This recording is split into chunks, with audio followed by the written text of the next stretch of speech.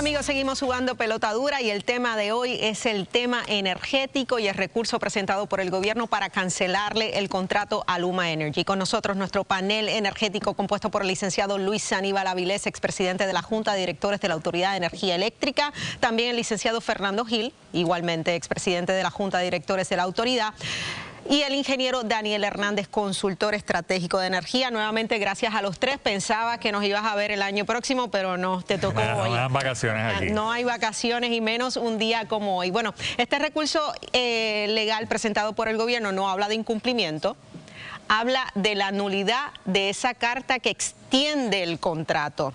No había incumplimiento, el incumplimiento había que probarlo por 3 años consecutivos y eso era mucho tiempo para este gobierno.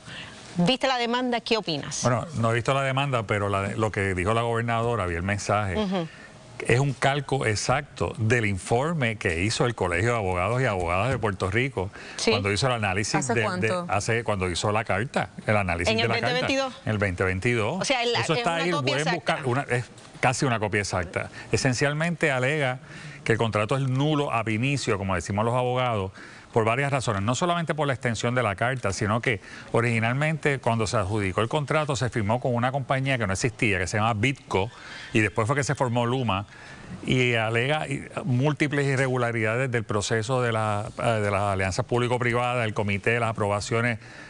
Eso viene desde el primer contrato. Entonces, si el primer contrato es nulo, pues entonces la carta sigue siendo nula. Entonces la carta alega peor, que la carta esencialmente, que como es una renovación que se llama una carta con los contratos gubernamentales, tú tienes que volver a pasar por todo el proceso de las APP, que no se pasó por ese proceso y que pues, esencialmente no tenía aprobación ninguna, y que Luma está ahí por la buena fe, tú sabes. Mira, Gil, estás incluido en este recurso en la demanda. legal. Yo era el presidente de la Junta del 2021, de septiembre hasta agosto, agosto del 2023. Dentro de esos procesos se hizo la transición a Genera, también obviamente pues se firma esta extensión. Esta extensión al contrato o este contrato suplementario viene a consecuencia de que Luma, cuando firmó el contrato original, dice, mira, ustedes están en quiebra, hasta que ustedes no salgan de la quiebra, nosotros no vamos a honrar el contrato que nos ganamos en las P3. Por lo tanto, se firma este contrato suplementario en el cual tampoco le aplican las métricas que se establecieron en el contrato original. En el original. ¿Ok? Y en base a eso, pues obviamente se tenía contemplado que en 18 meses ya íbamos a salir de la quiebra. Ya había un acuerdo suplementario, un acuerdo, un RSA, que ya estaba más o menos para finiquitarse. El gobernador en aquel momento, Pierluisi, decide retirarlo y hacer uno nuevo. La jueza le da la razón y, dicho sea de paso, fue el Tribunal Apelativo de Boston el que echa para atrás ese tercer acuerdo que se hizo, y por lo tanto, pues ahora todavía continuamos en la quiebra. Recuerdo que se me contactó diciendo, mira, hay que firmar esta carta porque si no, Luma se queda sin contrato. Basado en mi experiencia, el gobierno tiene que tener un contrato para poder pagar. Lo primero que nosotros pensamos, y obviamente en una junta esa decisión no la tomo yo, se toma a base de junta, que se me autorizara a firmarlo, se firmó, y hasta el sol de hoy, pues mira, no había esta controversia, que dicho sea de paso, tengo que analizar más la demanda. Claro. Por encima. No digas esto, porque vas a ser testigo. Eso era de esperar. En efecto, serás testigo. Va a ser testigo. Porque está, No problemas con eso, esa es nuestra... tendrás una participación porque estás Ley 9, emplazado como parte de la demanda. Ley 9. Bueno, estoy mencionado en la demanda. Estás mencionado en la demanda, No soy por lo parte de la cual demanda. serás testigo.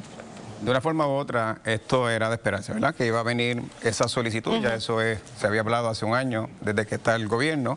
Y el gobierno tiene derecho, ¿verdad?, a tener el contratista que quiera tener. Eso hay que reconocerlo.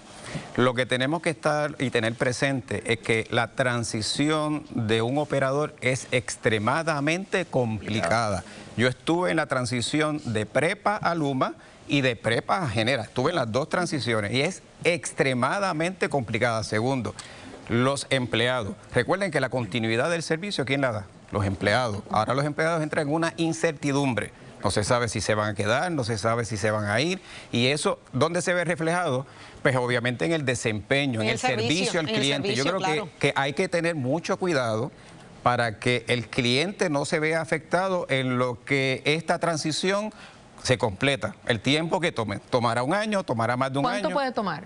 Bueno, lo que pide la demanda es que le devuelvan interinamente transmisión y distribución, transmisión y distribución a la Autoridad de Energía Eléctrica, que tiene 250 empleados.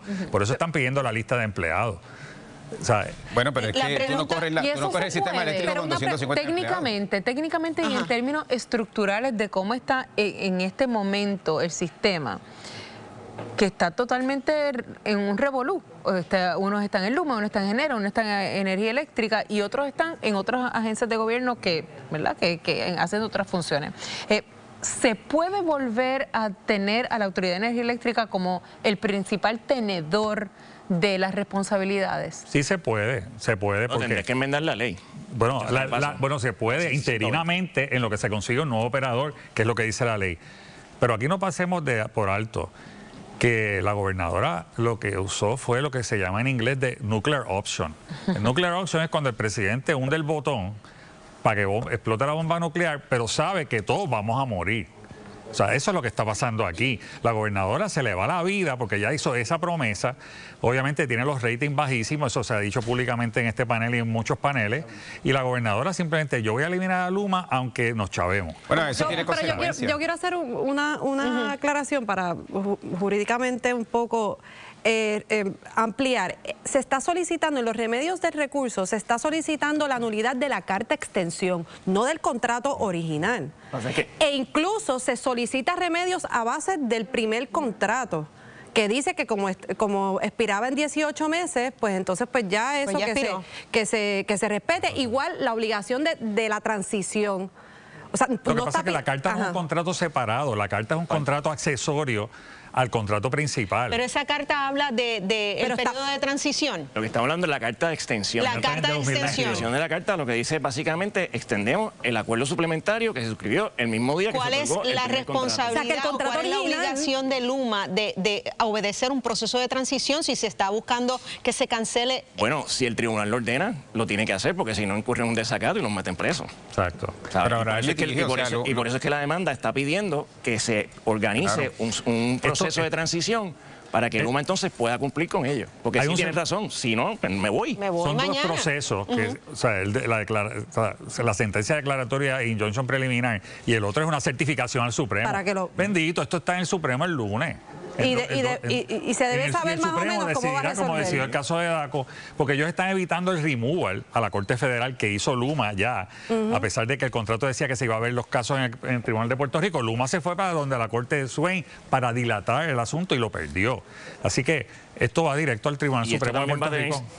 Básicamente unas circunstancias, unas consecuencias, dentro de lo que es el plan fiscal y dentro de lo que es la quiebra. Y esperemos que obviamente que la quiebra no se desestime y no ponga un síndico. No solamente eso, y en los proyectos, un nuevo operador, una nueva compañía de ingeniería, no va a aprobar todos los proyectos que tiene Luma ahora mismo porque no sería responsable. Tendría que pasar juicio por cada uno de los proyectos. Algunos de ellos los cancelará, otros de ellos los modificará, otros de ellos pues simplemente dirá, pues mira, estoy de acuerdo y firmo. Hay una responsabilidad. El ingeniero tiene una responsabilidad sobre los planos. Así que eso es un proceso que va a atrasar muchísimo lo que son los proyectos de reconstrucción del sistema eléctrico de Puerto Rico, y eso es una de las múltiples consecuencias, ¿verdad?, que va a tener este proceso. Lo habíamos hablado aquí y extensamente, en el sentido de que este proceso nos va a costar demasiado, un proceso costoso, un proceso largo, un proceso complicado y novel para el gobierno.